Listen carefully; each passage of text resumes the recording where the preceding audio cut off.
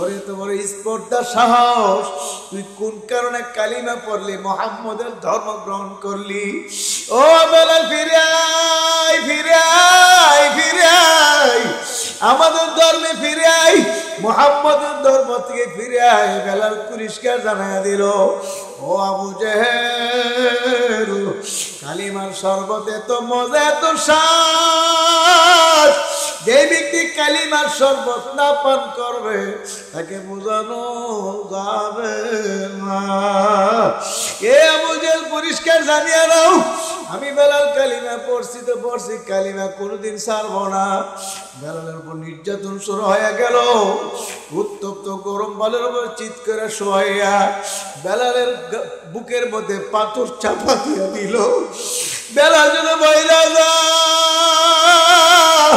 পাথরের চাপি বেলাল সহ্য করতে পারো না। বেলাল যেন কেমন দম বের হয়ে যাবে যাবে, আবার হাতের মধ্যে রশি লাগে, রশি দিয়া টানতে আছে। তারপরে বেলাল কালিমা ছাড়ে না। তারপর দূর থেকে দেখে বেলাল মতো বইরা গেছে। বেলাল লারা নাই, শব্দ নাই, লারা সারা নাই। তখন কাছে দেখে না, বেলাল মরে না। বেলাল আহাদ আহাদ বলে, আমার আল্লাহ এক, আমার আল্লাহ এক। সবাই জোরে বলেন সুবহানাল্লাহ। বলে, বেলাল, ইমানের কারণে তো কঠিন পরীক্ষা তুমি দিছো। হে বেলাল, আমি তোমাকে উচ্চ মাকামে পৌঁছায়া দেব। যেই বেলাল গোলামের বাচ্চা, গোলাম ছিল, বাবা গোলাম, দাদা গোলাম, 14 গোষ্ঠী গোলাম। আল্লাহ, যেই বেলাল কালো মিস্ত্রি কুশ্রী ছিল, বেলালকে দেখতে সুন্দর দেখাইতো না, সেই বেলালের মর্যাদা আমার মাওলা কত উচ্চ শিখরে পৌঁছায়া দিল। অর্ধ জানের বাদশা ওমর ইবনুল খাত্তাব রাদিয়াল্লাহু তাআলা আনহু বেলালকে ডাক দিত, সাইয়্যিদানা বেলাল, আমাদের সরদার বেলাল। সবাই বলেন সুবহানাল্লাহ। আল্লাহ নবী মেরাজে গেল। আল্লাহর হাবিব জান্নাতের ভিতরে হাঁটতে আছে, কেমন যেন শুনে একজন হাঁটে পায়ের তরি। আল্লাহর পয়গম্বর বলে, জিবরাইল, জান্নাতের ভিতরে আবার কে হাঁটে? হযরত জিবরাইল বলে, ইয়া রাসূলুল্লাহ, আপনার কালো মানিক বেলাল। আল্লাহ, আল্লাহ নবী বলে, জিবরাইল, বেলাল তো আমার সঙ্গে মেরাজে আসে নাই, বেলাল আবার কেমনে হাঁটে? ও ইয়া রাসূলুল্লাহ, বেলাল জমিনের মধ্যে হাঁটে, এ হাঁটার আওয়াজ মাওলা আপনার জান্নাতের ভিতরে কানে পৌঁছাইয়া দেয়। সবাই বলেন সুবহানাল্লাহ। রুহানি ভাবে আমার মাওলা আপনার সাথী বানাইয়া দিল। আল্লাহর পয়গম্বর মেরাজ থেকে এসে বলে, বেলাল, ও তুই এমন কি আমল করো যে তোমার মাওলা আল্লাহু আকবার তোমাকে তো মহব্বত করে, তো মায়া করে। আমি জান্নাতের ভিতরে পরিদর্শন করতে গেলাম, জান্নাতের ভিতরে হাঁটতে আসি, আমি শুনি তোমার পায়ের আওয়াজ। ও বেলাল, কি এমন আমল করো? হযরত বেলাল বলে, ইয়া রাসূলুল্লাহ, এমন কোন আমল আমি করতে পারি না, তবে আমার যখন ওযু ছুটে যায় আমি সঙ্গে সঙ্গে ওযু বানায় নেই। হারাম ওয়াক্ত না হইলে ওযু 2 রাকাত তাহিয়াতুল ওযু নামাজ আদায় করিয়া নেই। সবাই বলেন সুবহানাল্লাহ। আল্লাহর পয়গম্বর বলে, বেলাল, আমার মাওলা তোমার এই আমল কবুল করছে, এর বরকতে নিয়ামত মাওলা তোমাকে দান করছে। এ আল্লাহর বান্দা বান্দিরা, ইমানের তাকাদা, ইমানের পরীক্ষা আমার মাওলা কেমন নেওয়া নেই। ফেরাউনের বিবি আসিয়াকে পরীক্ষা নিল, এত কঠিন পরীক্ষা নিল, আল্লাহু আকবার। তারপরও কিন্তু আলাইহিস সালাম কালিমা ছাড়ে নাই, ইমান ছাড়া হয় নাই। ফেরাউনকে পরিষ্কার জানা দিল, ফেরাউন, তুমি আমার স্বামী হতে পারো, আমার রব হলো আল্লাহ। যেরকম কে? ইন্নাল্লাযীনা ক্বালু রাব্বুনাল্লাহ,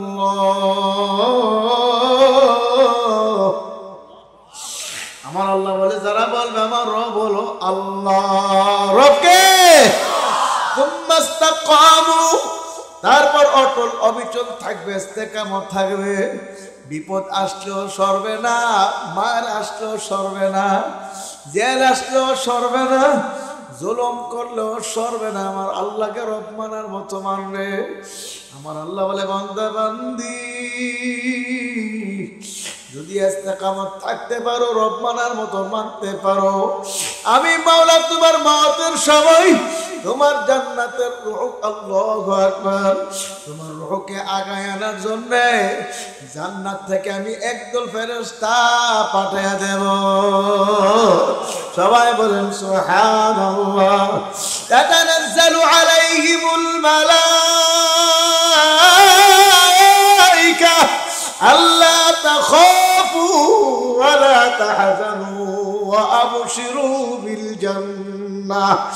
আমার মাওলা হাজার হাজার ফেরেশতা নাজিল করবে, ফেরেশতারা আসি আপনার পাশে বসে বলবে আল্লাহ তাখাফু ওয়া লা তাহজানু, তোমার কোনো ভয় নাই, তোমার কোনো চিন্তা নাই, তুমি যে মাওলার জান্নাত কামাই করছো তাকে দেখো, হে আল্লাহ তাকে নেককার বান্দা বাঁধে তাকে দেখো, জান্নাত তোমার চোখের সামনে হাজির।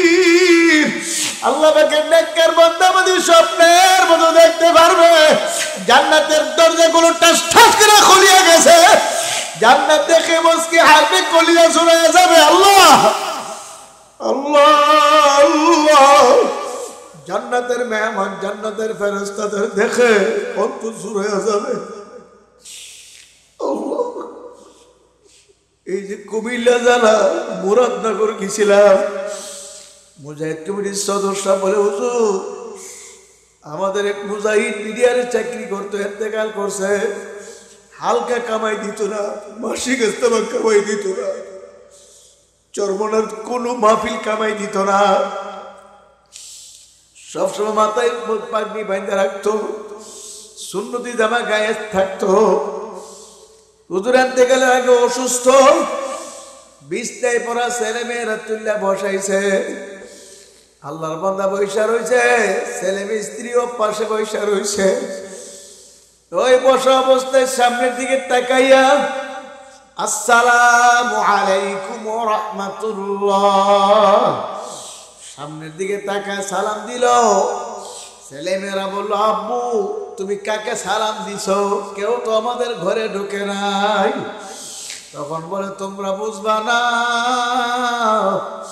মাওলার জিকির করো লা ইলাহা ইল্লাল্লাহ, লা ইলাহা ইল্লাল্লাহ। মুজাহিদ কমিটির সদস্য বলে হুজুর চরমনার ময়দান আজানের পরে যেভাবে টাইনা টাইনা জিকির করা হয়, ঠিক সেইভাবে আল্লাহর বান্দা জিকির শুরু করিয়া দিল। সন্তানদের বললো, বিবিরে বললো তোমরাও জিকির করো। ওরা বৈশা বৈশা জিকির করতে আছে, এর ভিতরে দেখে বাবা ঢইলা পড়ে যাইতে আছে।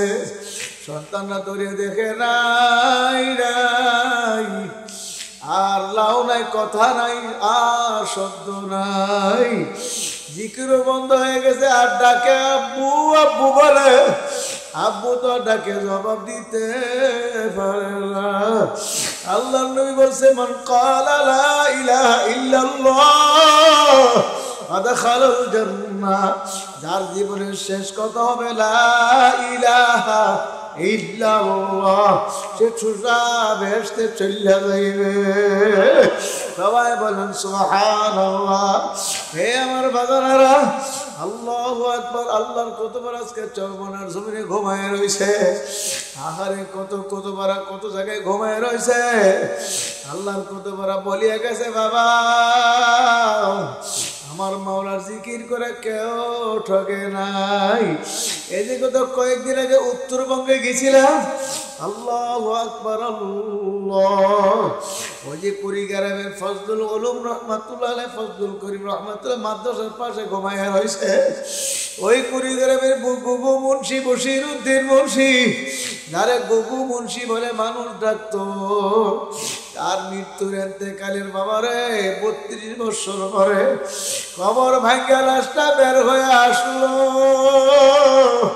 কাফনের কাপড় তর তাজা লাশ, সুবহানাল্লাহ। পুনরায় যারা কবর থেকে আল্লাহু আকবার ওই নদীর পার থেকে লাশটাকে উদ্ধার করে কবরে পুনরায় শোয়াইছে। এদের মধ্যে একজন আমার কাছে বলছিল, হুজুর আমরা নিজেরা কবর আবার পুনরায় শোয়াইছি। তিনি আমার গাড়ি দিয়ে ঢাকা আসছিল, গাড়ির বৈশা বৈশা বলতে আছে, গল্প করতে আছে, হুজুর ওই বশিরউদ্দিন মুন্সি গুবু মুন্সির ওই লাশের অবস্থা যখন আমাদের কানে আসলো, আমরা কবরস্থানে চলে গেছি। নদীর বাঙ্গনে কবরটা প্রায় অর্ধেকটা ভাঙিয়া গেছে, প্রায় তার 4 ভাগের 3 ভাগ বাইরে হয়ে গেল, 1 ভাগ মাটির ভিতরে রয়ে গেল। আমরা দরবার পরে আফসে লাশটা আমাদের হাতে চলে আসলো। হুজুর আমরা নিয়ে মাদ্রাসার মাঠে রাখলাম, সাংবাদিকরা জড়ো হয়ে গেল, হাজার হাজার মানুষ ভাঙ্গা পড়লো।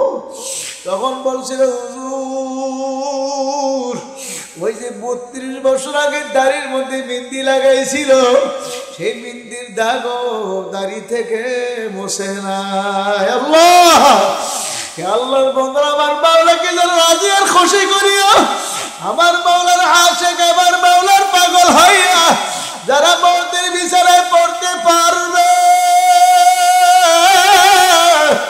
আমার মাওলা জান্নাত দেখায় তার বল দিবে, সুবহানাল্লাহ। আমার মাওলা কবরের ভিতরে থেকে অক্ষত রাখবে। আল্লাহু আল্লাহ। আল্লাহর বন্ধুরা, বাস্তব আরেকটা ঘটনা।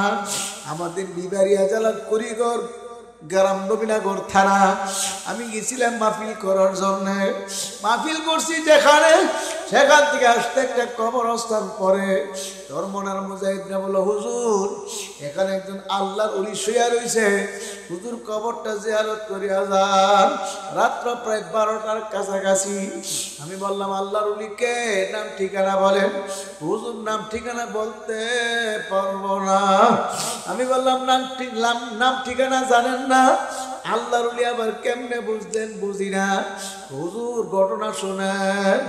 আমাদের এলাকার একটা লোক মারা যাওয়ার পরে ওই লোকের কবর করার জন্য যারা কবর করতে আসে, ওনারা কবর করতে যাইয়া এই আল্লাহর ওলির লাশটা কবরের ভিতরে পাইছে। যেরকম সুবহানাল্লাহ, এমন এক মুরব্বির লাশ, তরতাজা লাশ, কাফনের কাপড় সহ, যেরকম সুবহানাল্লাহ। কিন্তু বাবারা যারা কবর করে তারা তো বেশিরভাগ লোক বেনামাজি, নামাজ কালাম ঠিকভাবে পড়ে না। ঠিকই আপনার এলাকায় কি অবস্থা আমি জানি না, নামাজ কালামে ধার কাছে নাই, মানুষ পড়লে কবর করতে আগে যায়। কথা ঠিক না? ওরা তো সব কিছু বুঝে না। আগে তারা ভয়েতে জলদি জলদি করে বাড়ি দিয়ে আবার কবর আরেকটা করে অন্য জায়গায় করলো। মাদ্রাসার কাছে ভেসকাট পর্যন্ত মাদ্রাসা উস্তাদের কাছে খবরটা পৌঁছাইয়া দিল। মাদ্রাসার নাজেম সাহেব বলল, হুজুর আমার কাছে বলছে। হুজুর আমরা সবাই মাদ্রাসার শিক্ষকরা গেলাম, ছাত্ররাও গেল, আমরা কবর ওই মাটিটা সরাইয়া দেখি তরতাজা লাশ। আমাদের উস্তাদরা কেউ চিনি না। এক ব্যক্তি চরমনার মুজাহিদ, প্রায় 80-85 বছর বয়স হইবে, সেও আমার কাছে বলছে, হুজুর ওরা আমার কবরে শুয়াইয়া চতুর্দিকে একটা বেড়া দিয়া এখানে সংরক্ষণ করে রাখছে, কেউ যেন এই কবরে আর কবর করতে না পারে। পুনরায় কবরটা আমি জিয়ারত করে আসছি। বাবার আল্লাহকে রাজি আর খুশি কইরা ইমান আমল ঠিক করে যদি কবর যাইতে পারো, আমার মাওলা বড় দয়ার মাওলা, বড় মায়ার মাওলা। আমার মাওলাকে রাজি আর খুশি করে কবরে যাইতে পারলে আমার মাওলা কবরকে জান্নাতের বাগিচা বানায় দিবে। সবাই বলেন সুবহানাল্লাহ। আমার কুতুবুল আলম বলতেন, বাবা বাংলাদেশ মুজাহিদ কমিটির ঘরে উসিলা আজকে ঘরে ঘরে পাড়া পাড়া মহল্লা মহল্লায় জাকির শাকির বন্দাবান্দি তৈরি হইতে আছে। ঠিকই আল্লাহর বন্দারা